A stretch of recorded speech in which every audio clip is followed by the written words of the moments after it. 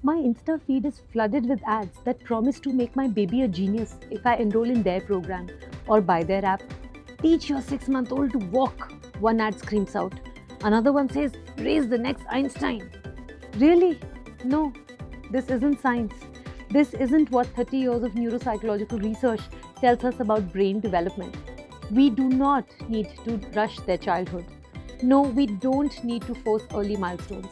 The whole point of development is that it unfolds at its own pace, and we can scaffold this development as responsive parents. Namaskar, parents. I'm Dr. Meghna, the therapist mommy. I'm a clinical psychologist and a parenting coach. And today I'll share 7 research backed tips to aid your baby's brain development.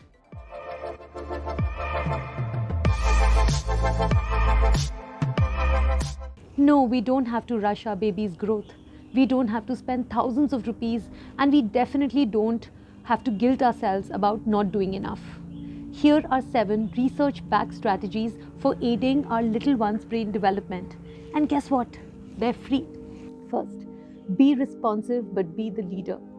One of the most important factors in growing a healthy human being is the presence of an adult who's responsive to their needs and emotions. That means that when your baby expresses a need or emotion, you respond. This means your child needs to know that you'll be there for them if they need you. But it's not helpful for a child to feel that they're always the focus of attention or that life revolves around them. Human babies are designed to develop by interacting with their loved ones and observing family and community life. That means that what your little one most needs is to interact with you in a loving, warm, joyful way and to observe as you go about the tasks of your daily life. So respond to your baby's needs and set up their environment so that they can explore. Feed them when they're hungry and create the opportunity for them to nap when tired. Take the time they need when they want to watch an insect or something on the footpath. But also involve your baby in your day while you cook and fold clothes and shop for food and chat with the neighbor. Don't make every moment about your baby. That kind of pressure would make any child anxious. 2. Set up a routine. Set up a schedule and routine that will work for your baby. In the morning, mom cooks breakfast while I play nearby with my toys, and then we sit and eat together. Routines help little ones develop cognitive understanding and a deep sense of security because they love knowing what to expect. Routines also foster cooperation when your baby becomes a toddler because there's no power struggle about what will happen next. Third, do not ever interrupt a baby's play. Please don't feel like you need to entertain your baby. Babies are always working, they're always learning, they're always noticing things, grabbing at things, they're always moving their limbs. Our job is not to entertain them. Our job is to facilitate the work that they are engaged in by really just giving them an environment that encourages their exploration, but not to interrupt them when they're by trying to teach them what we think they should be learning. So when your child is occupied, make it a practice not to distract or interrupt. In the same way that you wouldn't wake a sleeping baby, try not to interrupt a baby who's engaged and playing by themselves. Babies don't benefit from overstimulation. Yes, they need plenty of interaction with us, but they also need plenty of time to play on their own, with their toes or listen to music or stare at the fan or just figure out how their muscles work, All babies need time to play in the security of our presence, but without our interference. Learning to do that is an important developmental accomplishment. This means that on a regular basis, throughout the day, it is a good idea to have playtime where you just put your baby down and let them play. You just sit next to them. You keep your hands to yourself, unless, of course, your baby is getting frustrated or needs your help. When they have had enough, they will signal to you. Pick them up. Over time, your child will learn to engage and explore by themselves, and the length of their play will get longer. Fourth, remember that babies learn most from interacting with us. That is their real, learning, real school. Even though your baby's brain is growing new neural connections every day in response to their environment, the most important work that they're doing is developing the capacity for trust and intimacy. So relating to you is their most important work, and it sets the tone for their relationship with the world. Your child uses you as their secure base from which to explore the world. and they look to you to know how to interpret what they experience. As they interact with you, their brain makes the neural connections that will shape it for life. Research actually shows that babies, infants who are the most advanced intellectually, emotionally, physically, are the ones whose parents are attentive, they're responsive, and warmly interacting and engaging with them. Fifth, foster attachment security. All babies need to develop a secure attachment to their caregivers. Secure attachment comes from feeling safe, seen, soothed, and secure.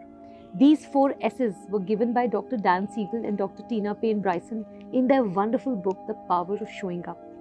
S for safe. The first S is safe, which is trusting that your caregiver will be there to take care of you and protect you, in this big scary world. The second S is seen.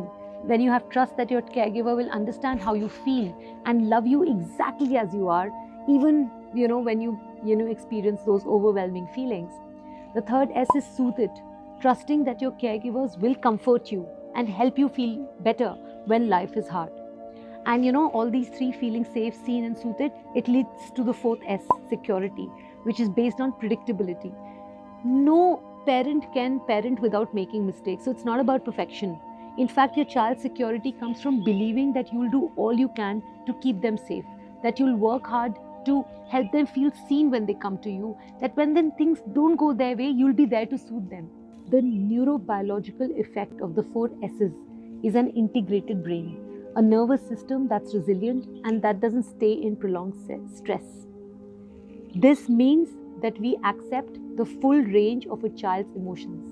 One of the biggest mistakes I see people make in playing with babies is trying to get the baby to laugh. That's usually fun for us and it can be fun for the baby in limited doses, but take your cues from your baby and be careful not to be invasive in efforts to get a laugh.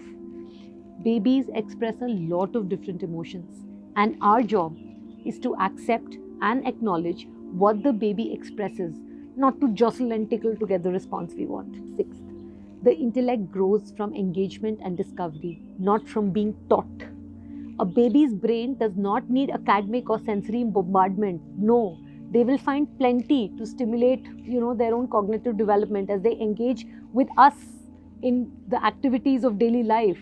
They definitely don't need us to focus on their intellectual development in the sense of those counting and ABC and any of those conventional intellectual tasks, right? Or any of the stuff that these programs claim.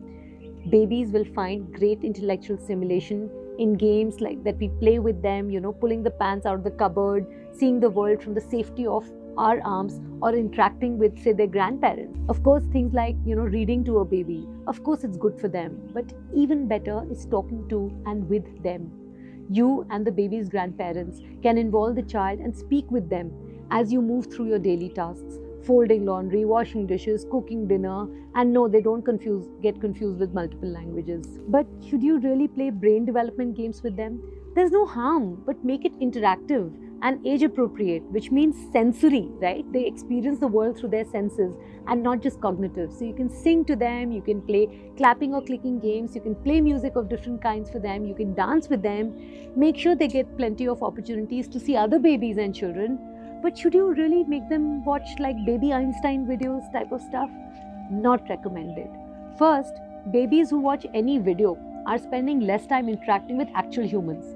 So studies actually show that their language development is delayed.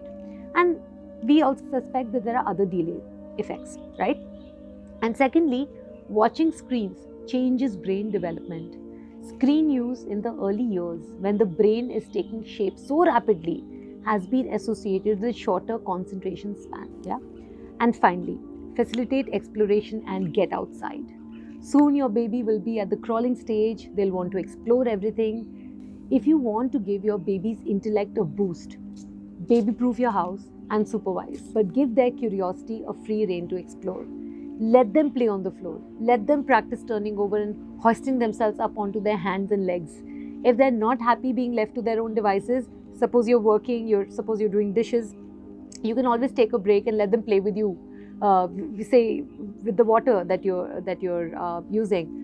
Of course, babies love to see how things work, but that is secondary. You see, their interaction with you, their interaction with their grandparents is the primary way in which they develop their brain.